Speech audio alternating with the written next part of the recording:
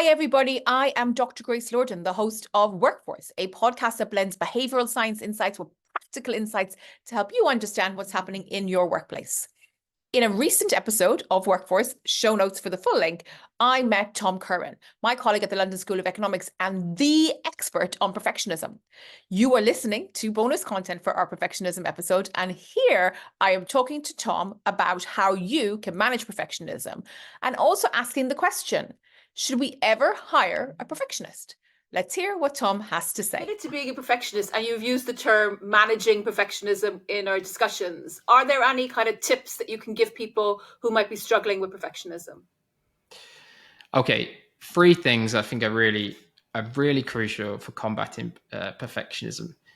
The first is to be kind to yourself, and when I say be kind to yourself, I mean that kind of in a really radical sense. So perfectionists are really harshly self-critical. They worry and ruminate about failure. So when things go wrong, which they will do many times, you're going to fail more times than you're going to succeed. Failure is just something that's part and parcel of being human. So accepting that, I guess, that common humanity that we all fail, everyone's imperfect, and we're all we can never be made perfect. I think once you realize that and begin to be a lot more compassionate to ourselves when we fail, I think is really important. So self-compassion is really, really important. Getting things done and getting things started is also crucial. Perfectionists procrastinate a lot.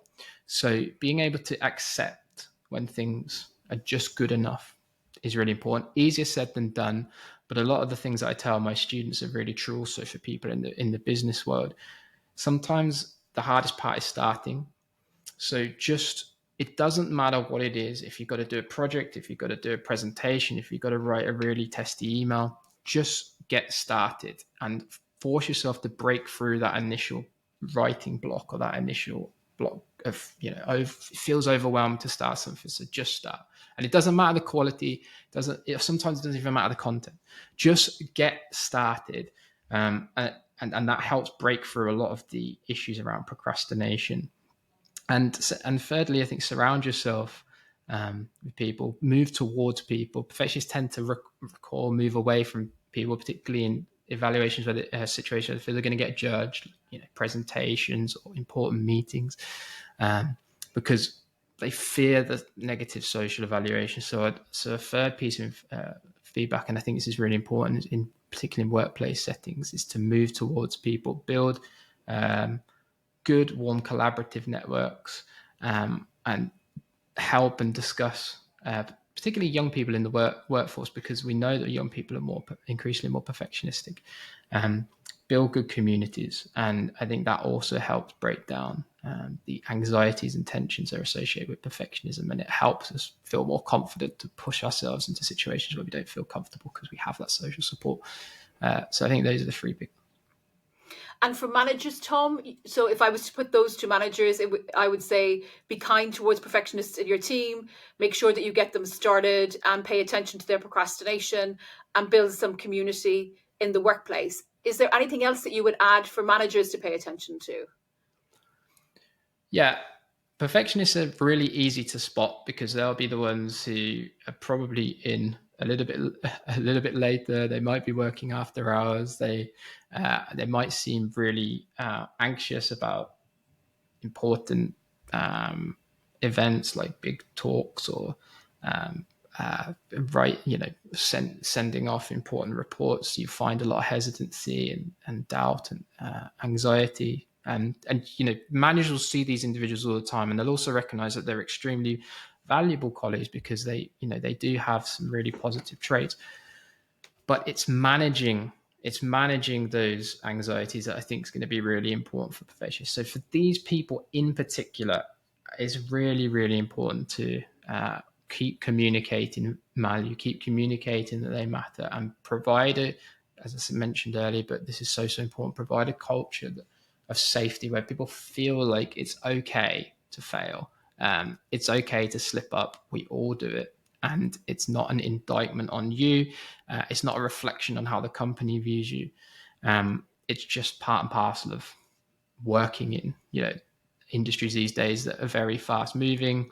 People make mistakes. We're going to move on to the next thing. And so there's this kind of sense that, we can fail. It's okay to fail. It doesn't have, it's not going to have a material impact on people's lives. So I think that for me is the most important thing, just making sure that people feel safe and valued in the organization. And why, Tom, has perfectionism increased over time? Do we have any reason for that?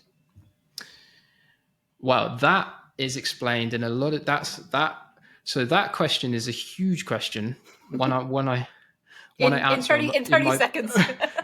When I answer in my book, The Perfection Trap, available now in good bookstores. I mean, look, there's three core reasons: social media and the explosion of advertising into almost every part of our daily existence. I think is a key factor. Because social media is analog advertising on steroids, designed to make us feel like we need something more. But there's also intense pressures in schools, colleges, pushy parents, which are responding to sort of meritocratic pressures in broader environment that are making achievement and excellence a kind of a standard for young people, which I think is also playing into it. And of course, the job in the workplace has become so much more uncertain. Insecure work has become de facto. The gig economy has exploded. People view themselves as kind of rentable assets to be traded on the job marketplace, the job floor. This kind of hustle culture has really become dominant among particularly young workers, which creates a lot of apprehension, a lot of uncertainty about whether we're going to be in a job next year, next month, whatever it might be. And these things create a lot of fear and anxiety of failure and worry about how we're performing. And as we mentioned, that sort of thing is a really powerful driver of perfectionism. So in a nutshell, I think those are the factors.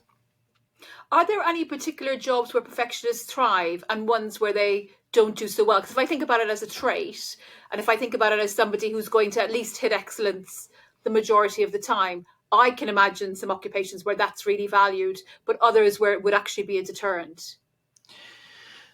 I would say there's probably no job that's going to be done better with perfectionism. And a lot of people say, oh, you want your surgeon or your pilot being a perfectionist. Absolutely not. Because as I mentioned earlier, like when things go wrong, you do not want a perfectionist managing a crisis. Take it from me and all the other perfectionists who I'm sure are listening who can relate. This can be really paralyzing for people like me because we're so wrapped up in worry about the catastrophic consequences of what's going to happen next. What you need is someone with high standards, and you need someone who's conscientious and meticulous, absolutely.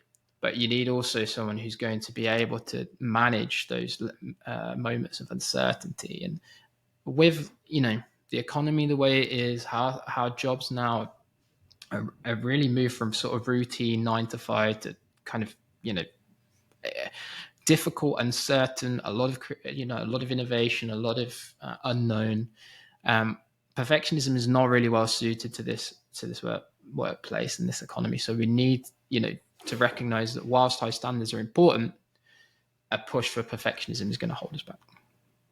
But what about, Tom, things like, and I'm trying to defend the perfectionists here, things like art, so the creation of music, the creation of painting, where actually less is more. So having one piece a year is actually probably optimal for somebody in that sector. And I appreciate that the way the world has gone, we're in information overload, but still people who bring out selected works very rarely do tend to get many more accolades as compared to people who don't. So is that where perfectionists should move towards?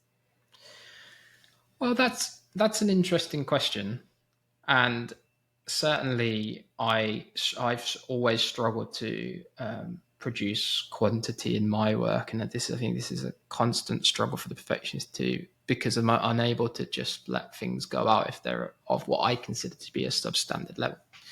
So in a certain way, what you're saying is probably something that's enabled me to move up the academic ladder, and I'm sure there are other people who have stuck to these kind of consistently high standards but produce less output who have also done quite well, and artists and musicians may be individuals for whom perfectionism has propelled them, and there are a lot of case studies actually in those industries.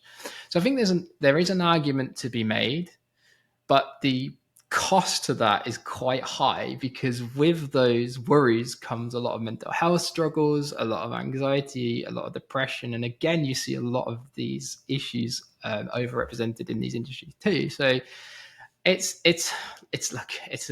a fine balance. On the one hand, you have this kind of this evidence that suggests that perfectionists can do extraordinary things, but on the other, the cost to that is something we have to think about, because it does correlate with quite significant mental health problems. So I think is a pretty hard question for you. Usually in interviews, when people are asked what their difficulties are, a lot of people will say perfectionism. I don't have a number, but I feel, having sat through lots of interviews, they will say perfectionism. And I think they say it because they think for people listening to it, it's a positive trait. So if you're interviewing for people and they admit towards perfectionism, should that be a negative when you're deciding who to hire? I think right now we live in a world that's going to reward the self-sacrificial overstriver, because in society, and particularly in the workplace, we don't think that anyone's looking for anything less than perfection.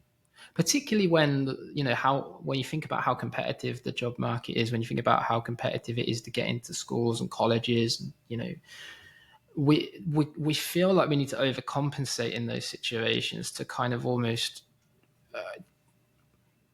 overdo the sell job, so to speak, and this is why we see things like perfectionism come into the vernacular of interviews and high level professionals, because it's kind of demonstrating improvement to other people that you've got to hire me because I'm the only one who's going to put myself through the ringer, whereas everyone else is going to kind of settle for a kind of an okay or a good enough performance. I wouldn't say it's necessarily a red flag. I would say this is us responding naturally to our culture and our environment, and kind of natural and kind of understandable response. So I wouldn't say that it's something that would put me off, but I would say that if those individuals are hired on the basis of other characteristics, I wouldn't say that would be they're a perfectionist, we've got to hire them. But if they are, then I think working with those individuals to kind of push back on some of those pressures that they clearly feel would be a good starting point in the new role. So it wouldn't be for me like something that I'd particularly worry about. I think it's just people naturally responding to those pressures. But I would say, as a responsible manager, it'd be my duty to kind of sit down and say, okay, so this is how it works around here.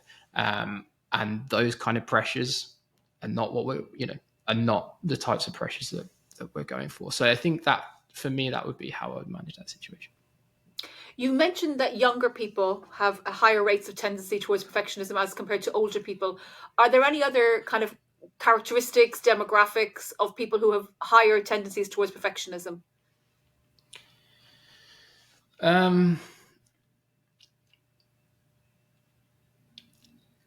It's really interesting, because there's been a lot of, I get this question a lot, like, are there particularly the gender question is one that I get a lot. But one of the things that's really curious is don't tend to see too many differences across all sorts of different metrics, demographics, ethnicity, gender, all of these things that, sometimes you think you could make a case or you could hypothesize a certain direction, just don't really see it. And so it seems to me anyway, from my read of the literature, that perfectionism seems to cut across everyone, particularly in today's society. And whether you're wherever your background is, it seems that we're all sort of kind of susceptible to those pressures. So I know that's not a very glamorous answer, but that seems to be what the literature is suggesting. I guess my intuition was, given you talked about environmental exposure to social media, that maybe in cultures where there's lower exposure to social media, you might have lower levels of perfectionism. I'm wondering, has there been cross-country analysis in that way? Yeah, so there's been a little bit of analysis across sort of East-West, collectivist, individualistic cultures, there's a little bit of evidence to suggest that there's a little bit more socially prescribed perfectionism in more collectivistic cultures, and more self-oriented perfectionism in more individualistic cultures, which intuitively makes sense given what the frames of reference of those two environments. But again, it's not as strong as perhaps you might expect given the different circumstances that these people live under. There's still quite high levels of self-oriented perfectionism in collectivistic cultures, and there's still quite high and actually growing levels of socially prescribed perfectionism in more individualistic cultures. And actually, our projections or my projections are suggesting that socially prescribed perfection is going to overtake self-oriented perfectionism in individualistic cultures in the not too distant future as the kind of leading indicator of perfectionism. So yes, there's evidence that there are some differences that align with how you might expect them to play out, but it's not as clear cut as perhaps we might think, and certainly that social pressure is beginning to be a real problem for the West people.